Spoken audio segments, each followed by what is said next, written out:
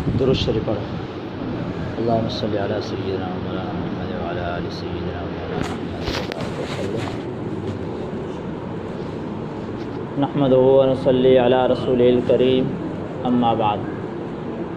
اعوذ باللہ من الشیطان الرجیم، بسم اللہ الرحمن الرحیم۔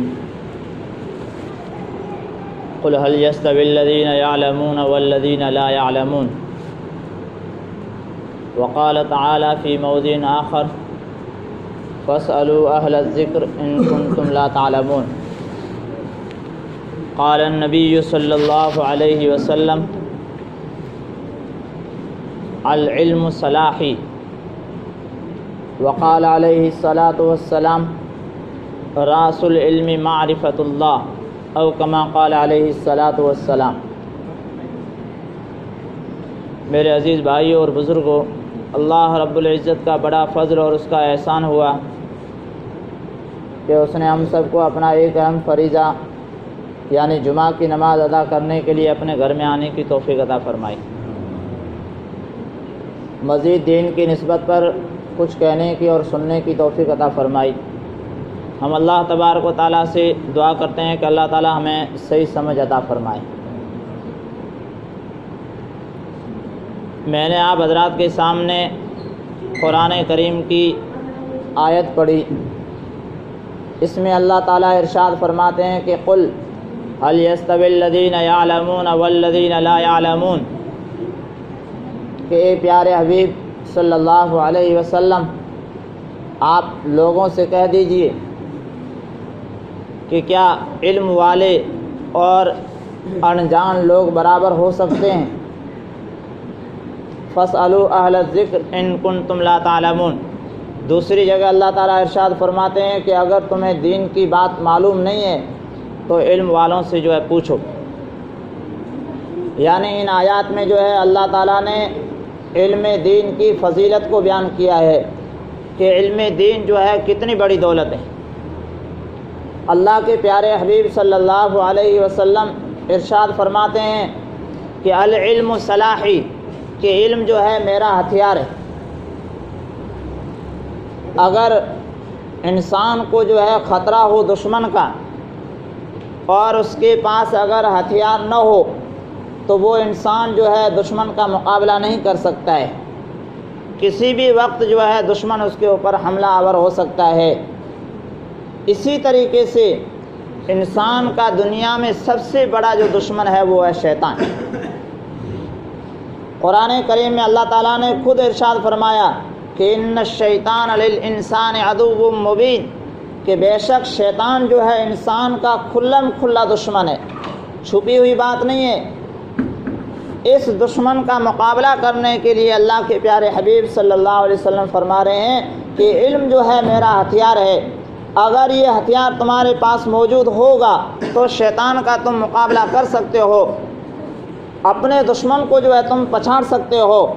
اور اگر تمہارے پاس علم کا ہتھیار موجود نہیں ہے تو شیطان جو ہے تمہارے اوپر غالب آ جائے گا۔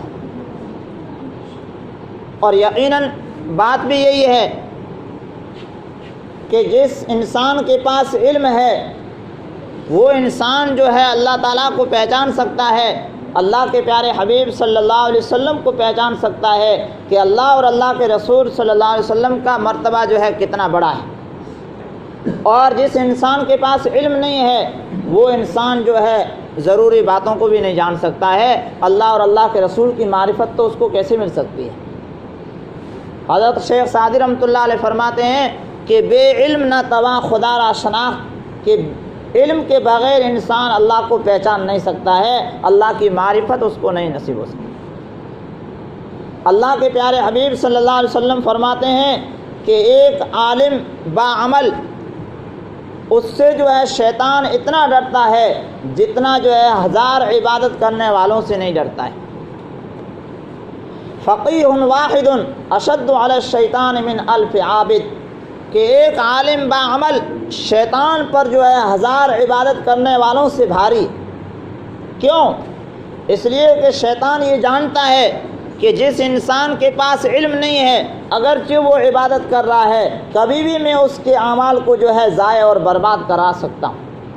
اور اس کو جو ہے عمل کی زندگی سے جو ہے پھیر سکتا ہوں۔ اگر عالم با عمل ہے تو اس کو جو ہے راستے سے بھٹکانا، راستے سے جو ہے ہٹانا آسان نہیں۔ اسی وجہ سے شیطان کی جو ہے سب سے زیادہ کوشش یہ ہوتی ہے کہ عالم جو ہے اس کو کسی راستے سے جو ہے بھٹکایا جائے، اس لیے کہ اگر علم والا بھٹک جائے گا تو اس کے پیچھے چلنے والے لوگ بھی بھٹک جائیں گے۔ اور ایک عابد ہے، عبادت کرنے والا، شیطان کے لیے جو ہے اس کو بھٹکانا بہت، یعنی راستے سے پھیر دینا بہت آسان کام۔ اللہ کے پیارے حبیب صلی اللہ علیہ وسلم نے بنی اسرائیل کے ایک عابد کا جو ہے ذکر فرمایا، حدیث میں فرمایا کہ بنی اسرائیل میں ایک عابد تھا، عبادت کرنے والا، ہر وقت جب دیکھو اللہ کی عبادت میں مشغول ہے۔ اس نے جو ہے دیکھا کہ گاؤں کے قریب میں جو ہے ایک درخت ہے اور وہاں لوگ جو ہے جا کر شرک کر رہے ہیں، اللہ کی عبادت کرنے کے بجائے وہ جو ہے اس درخت کی پوجا کر رہے ہیں۔ تو اس عابد نے دل میں یہ خیال کیا کہ یہ جو درخت جس کی وجہ سے یہ شرک ہو رہا ہے، لوگ جو ہے اللہ کے راستے سے پھر کر جو ہے غیروں کی طرف جا رہے ہیں، اس درخت کو جو ہے کاٹنا چاہیے۔ یہ شیطان، یہ عابد جو ہے، اس نے کلہاڑا لیا اور اس درخت کو کاٹنے کے لیے جو ہے روانہ ہو گیا۔ بیچ راستے میں جو ہے شیطان سے ملاقات ہوئی۔ شیطان کہنے لگا کہ کہاں جا رہے ہو؟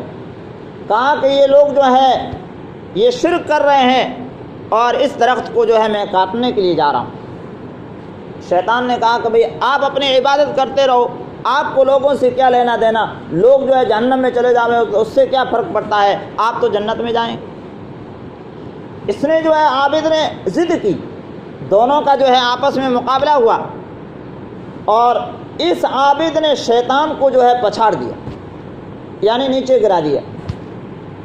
شیطان نے دوسرا داؤ کھیلا، کہا کہ یہ عابد جو ہے اپنے ایمان کے زور سے جو ہے میرے کو پچھاڑ دے گا، لیکن جو ہے اس کا ایمان خراب کرنے کے لیے کوئی شکل ہونی چاہیے۔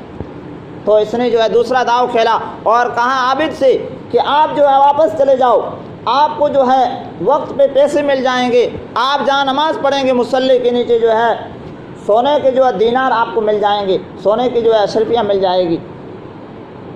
اب یہ عابد جو ہے لالچ میں آ گیا، اس نے کہا کہ بھئی لوگ جائیں جو ہے کھڈے میں، میرے کو کیا فرق پڑتا ہے، میں جو ہے کل جنت میں چلا جاؤں گا اور یہاں پر جو ہے سونے اور چاندی کے سکوں کا نظم ہو جائے گا، میری زندگی جو ہے آرام سے گزرے گی۔ یہ واپس چلا گیا۔ کچھ دنوں تک جو ہے شیطان جو ہے اس کے مصلی کے نیچے جو ہے سونے کے سکے جو ہے ڈالتا رہا، اور جیسے ہی شیطان نے دیکھا کہ یہ حرام کا لقمہ جو ہے اس کے پیٹ میں جا چکا ہے، اس کے بعد جو ہے اس کا جو ہے وظیفہ وہ بند کر دیا، پیسے جو ہے بند کر دیے۔ اس عابد نے جو ہے ایک دن انتظار کیا، 2 دن انتظار کیا، لیکن پیسے آنے کا کوئی جو ہے اندازہ ہی نہیں۔ پھر جو ہے تیسرے دن یہ عابد جو ہے دوبارہ کلہاڑا لے کر اور روانہ ہوا۔ یہ اللہ کے پیارے حبیب صلی اللہ علیہ وسلم کی حدیث ہے۔ عابد جو ہے دوبارہ کھڑا ہوا اور بیچ راستے میں واپس جو ہے شیطان سے ملاقات ہوئی۔ شیطان نے کہا کبھی کہاں جا رہا ہے؟ کہا کہ جو ہے اس درخت کو کاٹنے کے لیے جا رہا ہوں، لوگ جہاں شرک کر رہے ہیں۔ اس نے کہا کہ اپنا کام کر جا کے، اب جو ہے تجھے آگے جانے کی ضرورت نہیں ہے۔ تو عابد نے کہا کہ تو نے جو ہے وعدہ کیا تھا وہ تو نے جو ہے وعدہ نہیں نبھایا پیسوں کا۔ تو کہا کہ پیسے وغیرہ کچھ نہیں ہے، اب اپنا کام کرو جا کے۔ اب جو ہے عابد اور شیطان دونوں کی وہاں پر لڑائی ہو گئی اور شیطان نے اٹھا کر عابد کو پٹک دیا۔ کیوں؟ شیطان کہنے لگا کہ پہلے جس نیت سے تو نکلا تھا وہ تیری نیت جو ہے اللہ کو راضی کرنے کی تھی، اور آج جو تو کلہاڑا لے کر آیا ہے اپنی لالچ میں لے کر آیا ہے، اللہ کی مدد نہیں ہے تیرے ساتھ۔ اور کہا کہ اب نکل، اب جو ہے آگے نہیں جا سکتا ہے۔ فرمایا کہ ایک عابد اب وہ کچھ نہیں کر سکتا، اس کو جو ہے کیسے جال میں پھنسایا، وہ شیطان بھی جو ہے بڑا ماہر ہے۔ اس لیے فرمایا کہ اگر انسان کے پاس جو ہے علم کی دولت ہوگی تو انسان شیطان جو دشمن ہے اس سے بچ سکتا ہے۔ حضرت شیخ پیران پیر عبد القادر جیلانی رحمۃ اللہ علیہ کے پاس جو ہے ایک مرتبہ شیطان آیا اور کہنے لگا کہ آپ جو ہے عبادت کرتے کرتے اتنے بڑے مرتبے کو پہنچ گئے ہیں اللہ کے نزدیک، اللہ تعالیٰ نے آپ سے نماز اور جتنی بھی عبادتیں ہیں ان کو معاف کر دیا۔ شیخ عبد القادر جیلانی رحمۃ اللہ علیہ جو ولیوں کے ولی ہیں اور ساتھ میں جو ہے عالموں کے عالم، سب سے بڑے عالم ہیں، حضرت شیخ نے جو ہے فرمایا کہ تو کون ہے؟ کہنے لگا کہ آپ کو جو ہے اس سے کیا مطلب، میں جو ہے آسمان کا فرشتہ ہوں اور اللہ کا جو ہے حکم لے کر آیا ہوں۔ حضرت شیخ عبد القادر جیلانی رحمۃ اللہ علیہ نے فرمایا کہ جو صاحب شریعت ہے یعنی محمد صلی اللہ علیہ وسلم، پوری زندگی ان سے جو ہے نماز جو ہے کبھی بھی معاف نہیں ہوئی اور اللہ کا جو حکم ہے وہ معاف نہیں ہوا، تو میں تو ایک امتی ہوں، مجھ سے کیسے معاف ہو سکتا ہے؟ شیطان کہنے لگا کہ عبد القادر تجھے جو ہے تیرے علم نے بچا لیا۔ حضرت شیخ رحمۃ اللہ علیہ فرمانے لگے کہ میرے علم نے نہیں، میرے اللہ کے فضل نے جو ہے مجھے بچایا ہے۔ اس طریقے سے جو ہے اتنے بڑے اولیاء اور ان کو جو ہے شیطان بہکانے کی کوشش کرتا ہے، ہم اور آپ تو اس کے مقابلے میں کیا ہے؟ کچھ بھی نہیں۔ اس لیے میرے عزیز بھائیو، اگر ہم علم حاصل کریں گے، اگر ہم خود بھی سیکھیں گے اور اپنے اولادوں کو بھی اگر دین کی تعلیم دیں گے تو اس دشمن سے جو ہے ہم بھی بچ سکتے ہیں اور اپنی اولادیں بھی بچ سکتی ہیں۔ اور جب ہم علم دین حاصل کریں گے تو اللہ رب العزت جو ہے ہمیں دنیا میں بھی عزت عطا کرے گا اور آخرت میں بھی جو ہے عزتیں عطا کرے گا۔ قیامت کے دن میدان حشر میں اللہ تبارک و تعالیٰ جن کے بچے جو ہے قرآن کے حافظ ہوئے ان کو جو ہے سونے کا جو ہے تاج پہنایا جائے گا، اللہ تعالیٰ جو ہے ان کو عزتیں عطا کرے گا، اور ایک قرآن کا جو حافظ ہے وہ 10 لوگوں کو جو ہے جن کے اوپر جہنم لازم ہو چکی ہوگی ان کو جو ہے نکال کر جنت میں لے جائے گا۔ اور فرمایا کہ ایک عالم با عمل 70 لوگوں کو جو ہے ایسے لوگ جن کے اوپر جو ہے جہنم واجب ہو چکی تھی ان کو جو ہے جہنم سے نکال کر اور جنت میں لے جائے گا۔ یہ اللہ کے نبی علیہ الصلوۃ والسلام کی جو ہے بشارت ہے علم والوں کے لیے۔ فرمایا کہ قیامت کے دن میدان حشر میں اللہ تعالیٰ لوگوں کو جو ہے جمع فرمائیں گے، عمل کرنے والوں کو اور علماء کو جو ہے جمع فرمائیں گے، اور جن لوگوں نے جو ہے علماء کی باتیں مانی، نمازیں پڑھی اور قرآن کریم کو جو ہے پڑھا اور جو جتنے بھی احکامات ہیں ان پر جو ہے چلتے رہے، اللہ تعالیٰ فرمائیں گے کہ ایمان والوں تم جو ہے جنت میں چلے جاؤ۔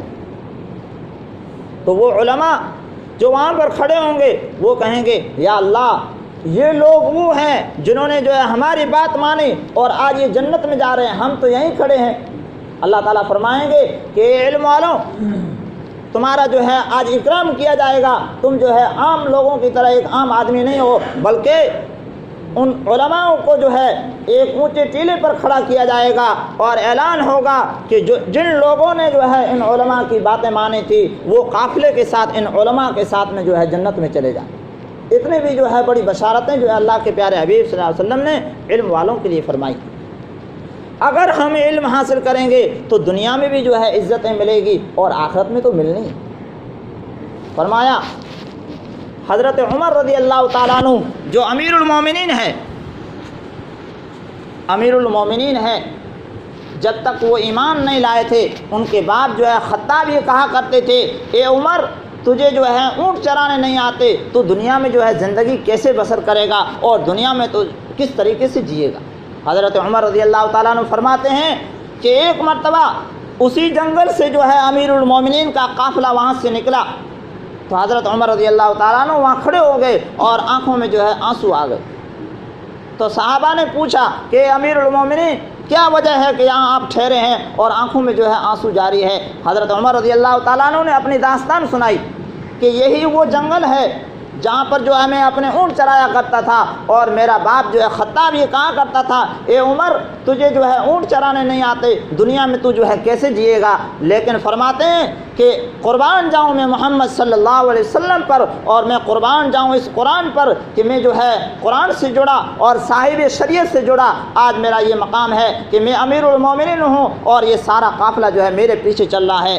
اللہ تعالیٰ نے مجھے جو ہے اس قرآن کی برکت سے اور محمد صلی اللہ علیہ وسلم وسلم کے ساتھ جو ہے جڑنے کی برکت سے مجھے یہ آج مقام عطا کیا ہے کہ کہاں جو ہے میرا باپ یہ کہتا تھا کہ تو جو ہے دنیا میں کیسے جیے گا، اور آج اس قرآن نے مجھے جو ہے امیر المومنین بنا دیا۔ تو میرے عزیز بھائیو، ہم جو ہے ان چیزوں کو اپنے دل سے لیں۔ دنیا جو ہے گزر جائے گی، بہت ساری باتیں ہیں جو وقت نہیں ہے، ورنہ میں آپ کے سامنے جو ہے ذکر کرتا کہ اللہ تعالیٰ نے علم والوں کو جو ہے دنیا میں کیسے جو ہے عزتیں عطا کی ہے، اور اللہ تعالیٰ نے اس علم کی برکت سے کیسے کیسے لوگوں کی جو ہے زندگیاں بدلی ہے۔ میں ایک چھوٹی سی بات کر کے اور بات کو ختم کروں گا۔ حضرت عبداللہ ابن مبارک رحمۃ اللہ علیہ جو رئیس المحدثین کہے جاتے ہیں، ان کے بارے میں آتا ہے کہ ایک وقت میں ان کے پاس اللہ کے پیارے حبیب صلی اللہ علیہ وسلم کی حدیث پڑھنے والے طلباء کی تعداد جو ہے 40,000 تھی۔ 40,000 طلباء ایک استاد کے پاس جو ہے بیٹھ کر علم حدیث پڑھ رہے ہیں، اتنا بڑا مقام اللہ تعالیٰ نے ان کو دیا تھا۔ لیکن ان کی زندگی پہلے ایک آزادانہ زندگی تھی، شراب میں جو ہے مست ہوا کرتے تھے، اور باندیوں کو بلا کر اور ناچ اور گانا ہوتا تھا اور مجلسیں لگتی تھی، اور ان کے ساتھ میں جو ہے بہت سارے لوگ آیا کرتے تھے، شراب کا جو ہے دور چلا کرتا تھا۔ اس طریقے سے زندگی فرمایا ہے کہ ایک دن اللہ کا کرنا یہ ہوا کہ رات کو جو ہے یہ سوئے ہیں، شراب کے نشے میں جو ہے نیند آ گئی، اور جیسے ہی واپس کھلے تو وہ اپنے ہارمونی کو جو ہے بجانے کے لیے جیسے آگے بڑھے تو ہارمونی جو ہے بجنے کے لیے تیار نہیں ہے۔ جیسے ہی انہوں نے زیادہ کوشش کی تو اس ہارمونی سے ایک آواز آ رہی تھی کہ الم یعن للذین آمنوا ان تخشع قلوبہم لذکر اللہ۔ قرآن کریم کی آیت ہے کہ ایمان والوں کے لیے کیا وہ وقت نہیں آیا کہ اللہ کے خوف سے جو ہے ان کے دل کانپ جانے چاہیے؟ تو انہوں نے کہا کہ بلا اے میرے رب، وہ وقت آ چکا ہے، اور وہیں پر جو ہے سارا منظر ختم کیا، اور باندیوں کو جو ہے کہہ دیا کہ اپنے گھر چلے جاؤ، اور شراب کے جتنے بھی مٹکے تھے وہ پھوڑ دیے، اور جا کر جو ہے مدرسے میں داخلہ لیا۔ اور ایک وقت وہ آیا کہ وہ رئیس المحدثین بنے، اور اللہ کے پیارے حبیب صلی اللہ علیہ وسلم کی حدیث جو ہے 40,000 طلبہ ان کے پاس جو ہے پڑھا کرتے تھے۔ ایک مرتبہ جب وہ ہارون رشید کے زمانے میں بغداد میں آئے، بغداد کے پاس آج وہ شہر جو ہے بغداد سے مل گیا ہے، اس کا جو ہے اس زمانے میں وہ الگ تھا، اس کا نام تھا رقہ۔ جب عبداللہ ابن مبارک وہاں پہنچے تو ان کے شاگرد اور ان کے ماننے والے جو ہے اپنے شیخ کے جو ہے استقبال میں وہاں پر پہنچے، اور اتنا شور ہو رہا تھا کہ ہارون رشید جو ہے اپنے محل میں بیٹھا ہوا جو ہے کانپ رہا ہے، اور یہ کہہ رہا ہے کہ بغداد پر جو ہے کسی دوسرے بادشاہ نے جو ہے حملہ کر دیا۔ اس نے اپنے جو ہے خادموں کو بھیجا کہ جا کر دیکھ کے آؤ، اور جیسے وہ دیکھنے کے لیے وہاں پر پہنچا ہے تو عبداللہ ابن مبارک رحمۃ اللہ علیہ کو چھینک آئی، تو جیسے ہی انہوں نے کہا کہ الحمدللہ، پورے مجمع سے جو ہے آواز آئی یرحمک اللہ، تو پورا جو ہے بغداد کا شہر گونج اٹھا۔ تو ہارون رشید کو یہ یقین ہو گیا کہ شہر پر جو ہے حملہ ہو چکا ہے۔ واپس جو ہے خادم آئے، اور ان خادم نے جو ہے آ کر یہ بات پیش کی کہ حضرت عبداللہ ابن مبارک رحمۃ اللہ علیہ جو ہے یہاں پر رقہ میں تشریف لائے ہیں، اور ان کے استقبال میں اتنا سارا جو ہے مجمع اکٹھا ہوا ہے۔ تو بیگم جو ہے کہنے لگی،